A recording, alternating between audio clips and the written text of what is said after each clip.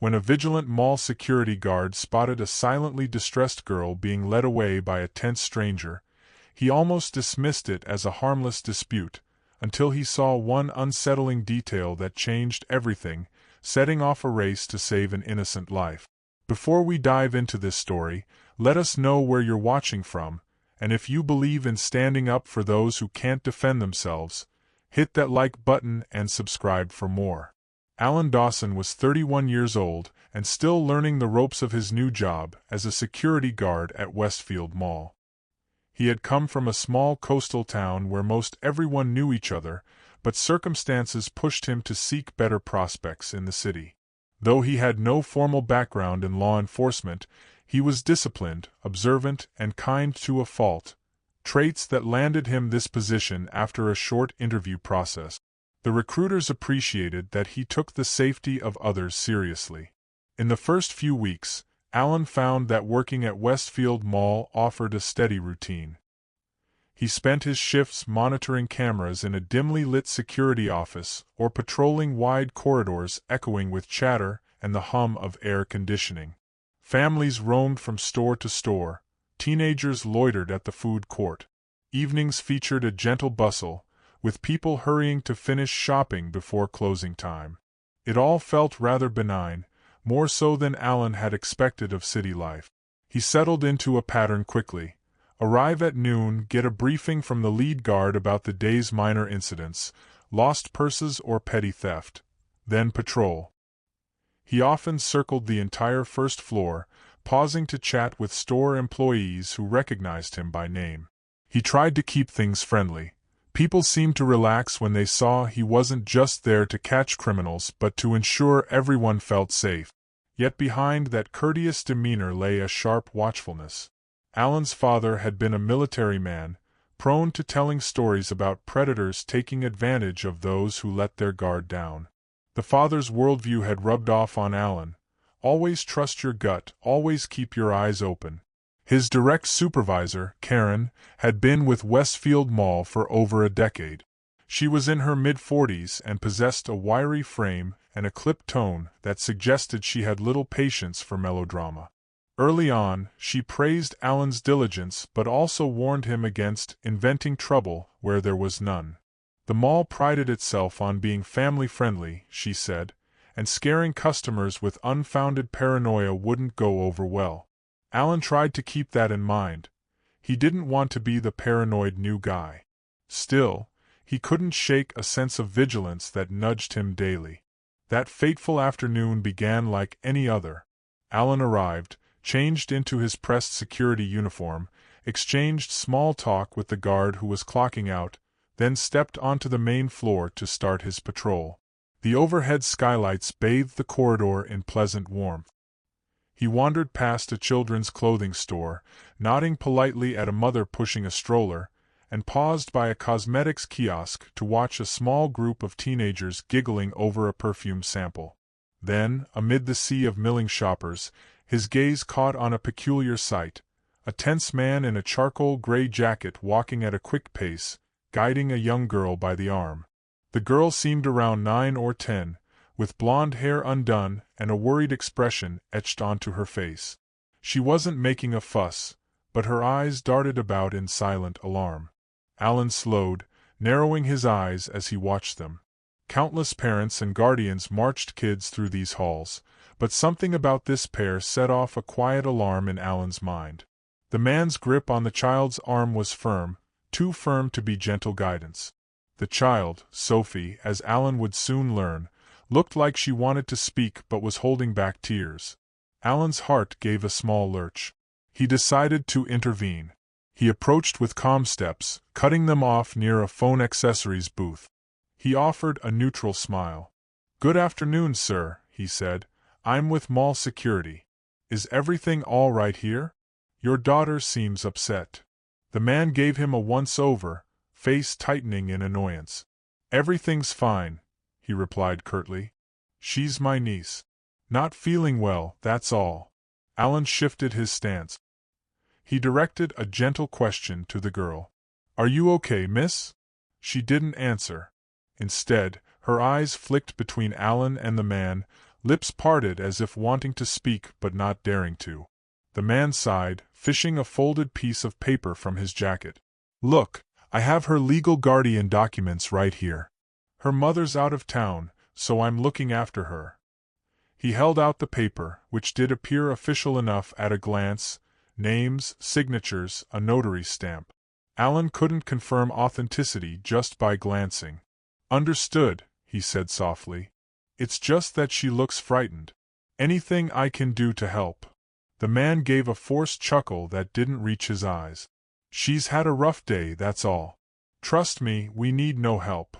He gave a small tug at the girl's arm. She averted her gaze, blinking rapidly. Alan's chest tightened. Everything about the child's posture screamed that she wanted to be anywhere but with this man. Yet she offered no direct plea. Lacking actual evidence of wrongdoing, he couldn't detain them. He stepped aside, and they moved on, the little girl, Sophie, looking back once, a silent entreaty in her eyes. Alan stood rooted, tension swirling in his gut. His training told him if the man had legitimate documentation, forcibly intervening could get him fired or even arrested. Still, the child's terror haunted him. Shaking his head in frustration, he resolved to remember the man's appearance. Tall, short dark hair, faint stubble, a scar on his left cheek. Immediately after, Alan headed to the security office. Karen was there, scanning camera footage for a reported shoplifter. Her mouth twitched with annoyance when Alan knocked on the open door and explained the situation. He described the man, his jacket, the uneasy expression of the girl. She listened, then set down her coffee. "So you have no proof, just a hunch?" she said. Alan glanced away. "It's more than a hunch." The girl looked petrified. Karen sighed. "We get all sorts of guardians here. If the kid didn't speak up, and he showed you legit papers, we can't do much." Alan almost argued but recognized the futility. Instead, he nodded, shoulders slumping. "Just letting you know," he muttered before turning to leave. Yet the incident nagged at him. The next day, he combed through older camera feeds, searching for any sign of that man with the gray jacket. He found some fleeting glimpses but nothing conclusive. In one clip, the man appeared to be walking out of the mall empty-handed, Sophie at his side, head bowed. Alan took notes, times, locations, but it all felt intangible. A week passed. Alan tried pushing the memory aside, telling himself that if Sophie truly were kidnapped or in danger, she might have fled or someone else might have seen the signs. But the sense of guilt lingered.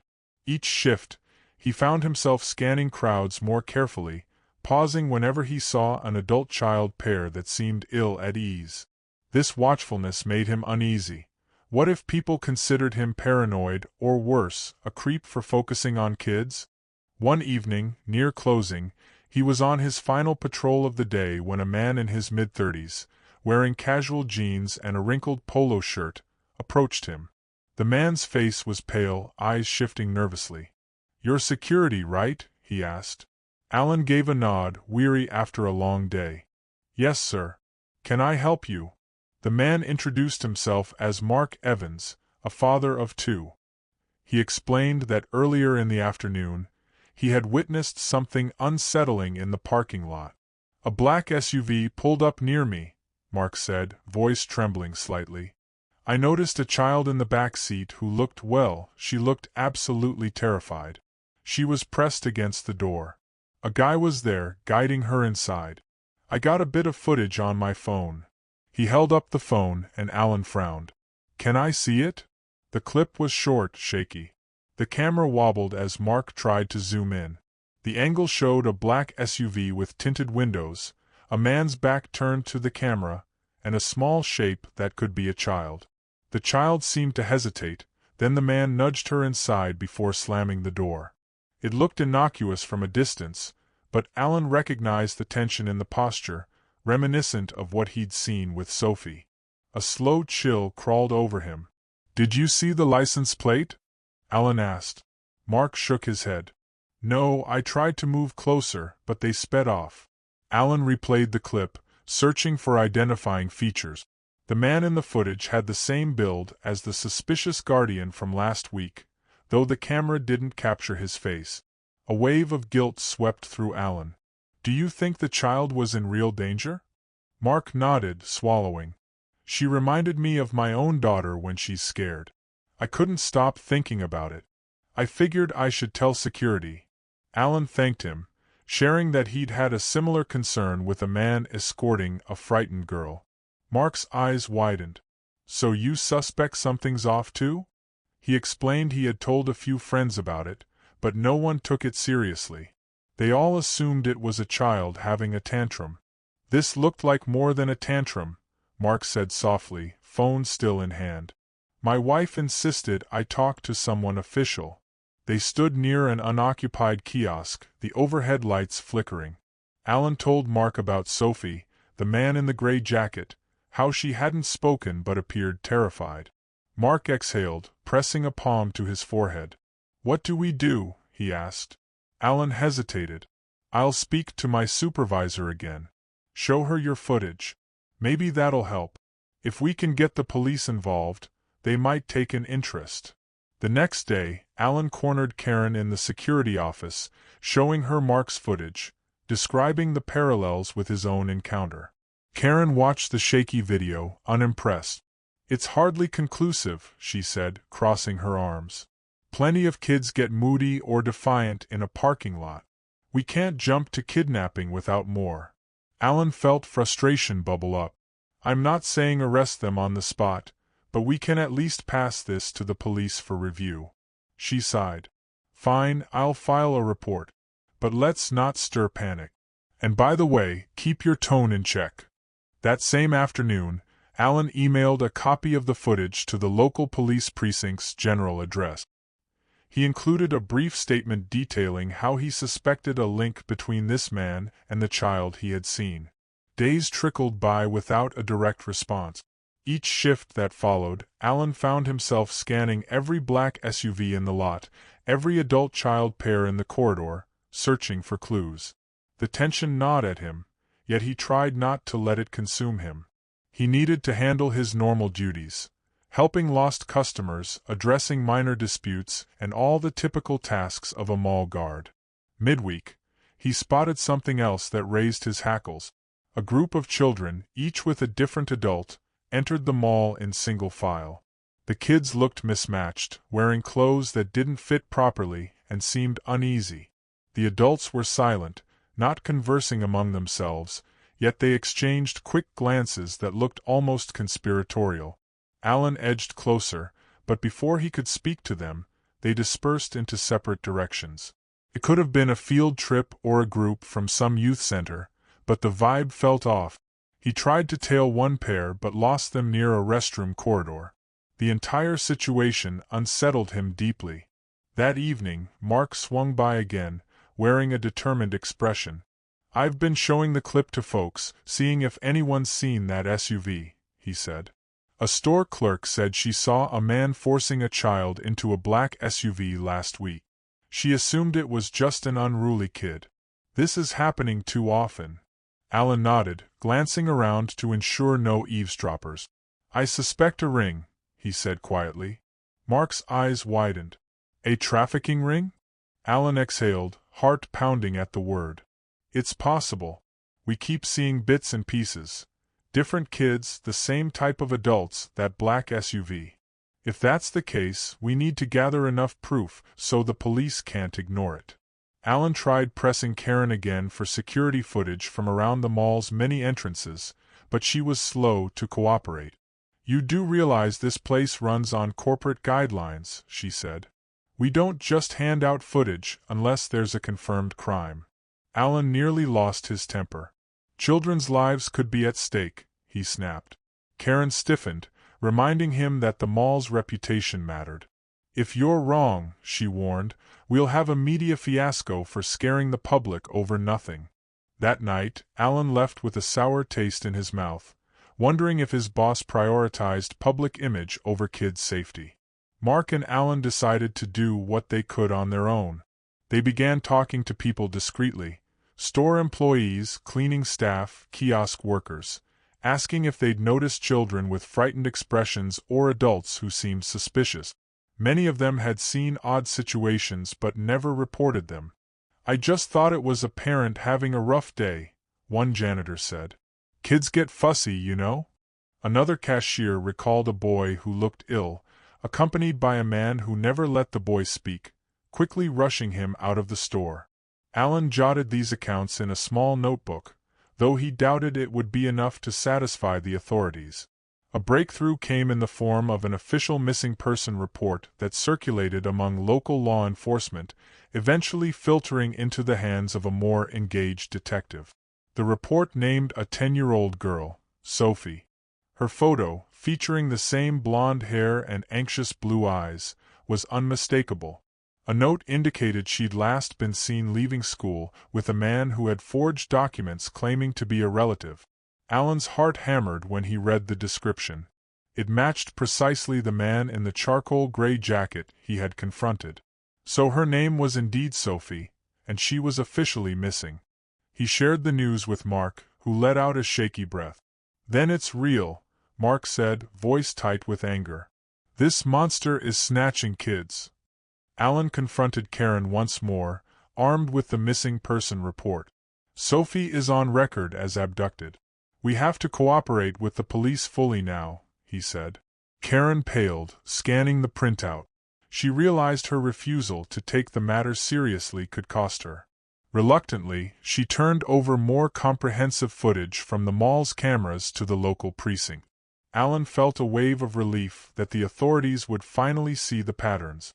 But weeks of foot-dragging had given the traffickers a head start.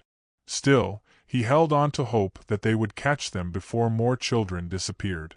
Law enforcement examined the recordings, acknowledging that something suspicious was indeed happening at Westfield Mall.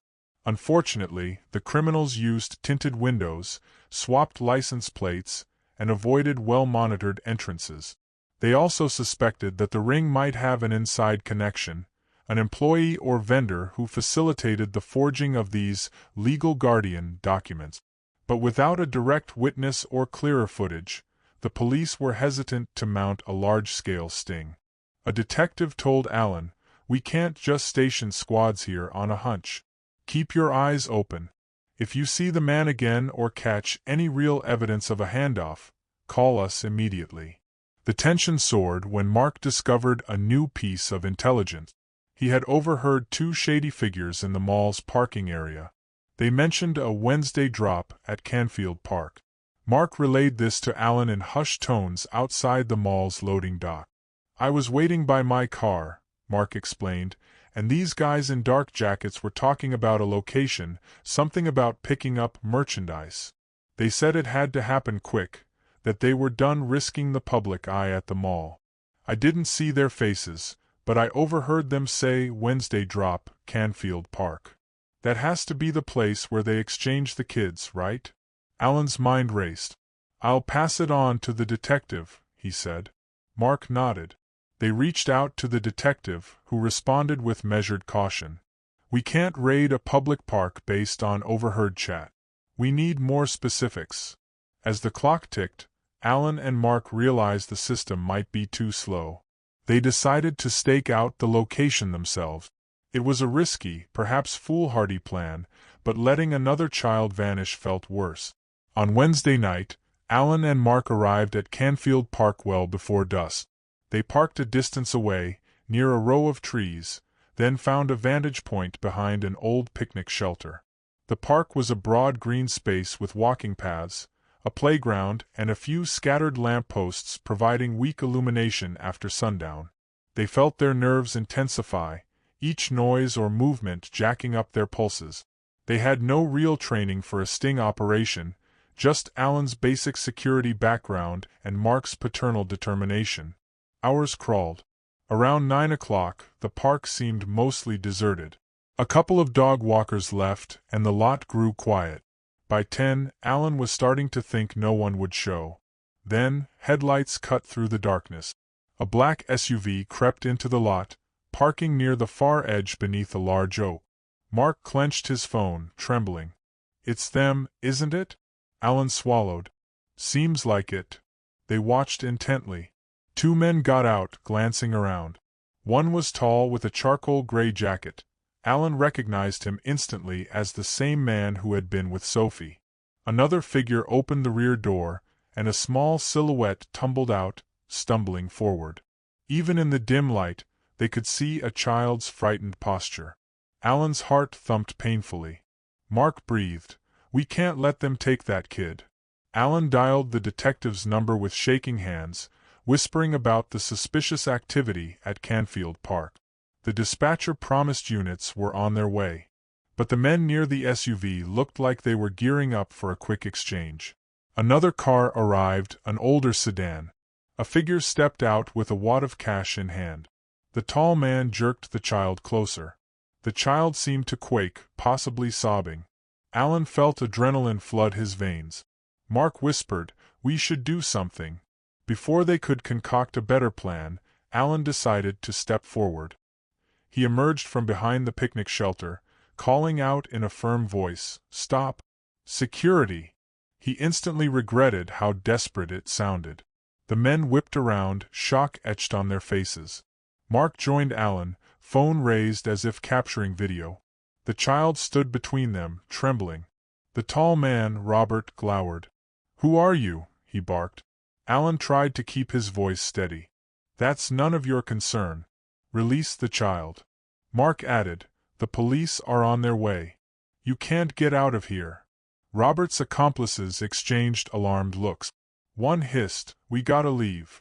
Robert clenched his jaw, furious. He yanked a firearm from his waistband, pointing it at Alan. "Back off. Now." Alan froze, pulse drumming. Mark's eyes went wide. The child let out a whimper. Sirens began to wail in the distance. Robert scowled, hearing them. The men scrambled back to the SUV. One tried shoving the child inside again, but the child resisted, tears streaking down their face. Mark overcame his fear long enough to dart forward, grabbing the child's hand and pulling them away. Robert aimed the gun at Mark. For a horrifying second, Alan thought Mark would be shot, but the sirens grew louder, and multiple sets of flashing lights burst into the lot. Police cruisers, followed by a tactical van. Officers jumped out, shouting orders. Robert fired once, hitting a police officer in the leg. The officer cried out, collapsing behind the open door of his cruiser. Gunfire might have escalated, but more squads rushed in, forming a perimeter, spotlights bathing the scene. Over a loudspeaker, an officer demanded the suspects surrender. Robert and his accomplices realized they were outnumbered. They tossed their weapons, dropping to the ground as the SWAT team swooped in. Alan hurried to Mark's side, who was shaking but unharmed, the child clinging to him for dear life. Moments later, paramedics tended to the wounded officer while the police hauled Robert and his associates away in cuffs. One detective recognized Alan from the earlier communications. "Good work," the detective said, voice grave. "You took a risk, though." Mark exhaled, tears glistening as he looked down at the child. "We had to." The child, stammering, thanked them repeatedly. Alan's heart clenched to see such a young soul already so terrified. After the dust settled, the police identified the child as Sophie. She had been missing for days, subject of a statewide alert. Alan felt a surge of relief so intense it bordered on dizziness. At last she was safe. She recognized Alan from that brief meeting in the mall corridor, and she managed a weak smile through tears. The paramedics checked her vitals, found her physically unharmed but in shock. She was whisked away to a hospital for further evaluation. Subsequent investigations uncovered a horrifying ring that used Westfield Mall as a hunting ground, forging documents to legitimize the abductions. Robert was a key player, coordinating drop-offs at various locations. The police suspected that the ring was more extensive, shipping children out of state, possibly overseas.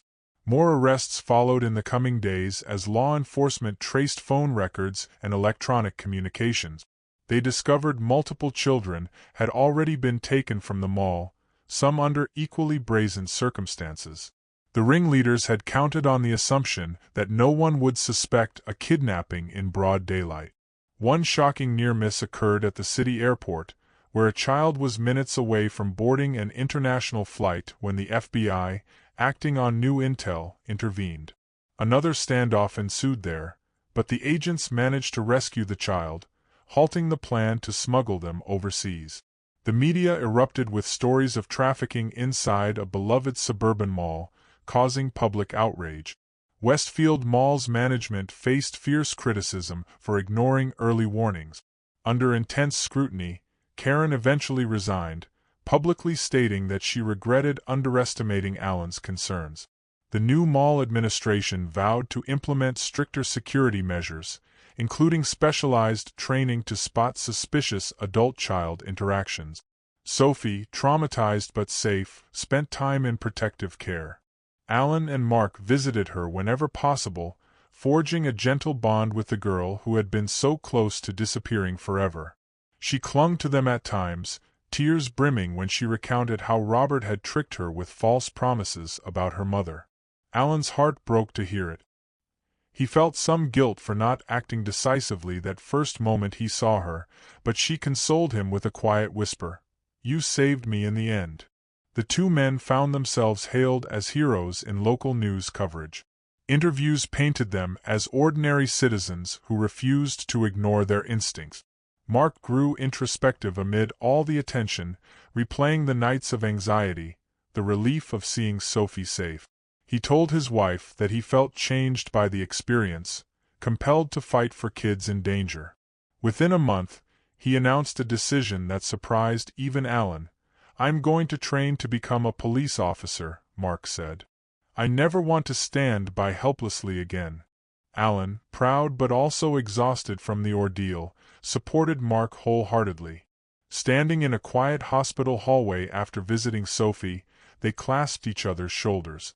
"People like you belong in uniform," Alan said softly. Mark swallowed hard, determined. He planned to enroll in part-time courses, then move on to the academy once accepted. Even though Mark was older than most recruits, his fervor for justice was unquestionable. In the weeks that followed, the Ring's members faced charges ranging from kidnapping to human trafficking. The local authorities, bolstered by federal agencies, ensured a swift legal process. Several missing children were located alive, though some remained unaccounted for, an ache that settled in both Alan's and Mark's hearts. They wished they could have saved them all. Yet they took comfort in the knowledge that Robert's network was dismantled, his accomplices locked away.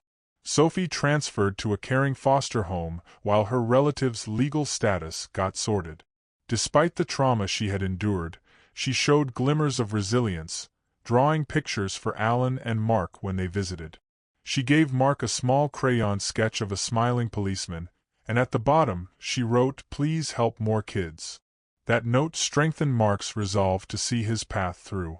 Alan, too, felt renewed in his mission to protect the innocent. Thanks for watching till the end. If you enjoyed the story, give this video a like if you haven't already and subscribe for more.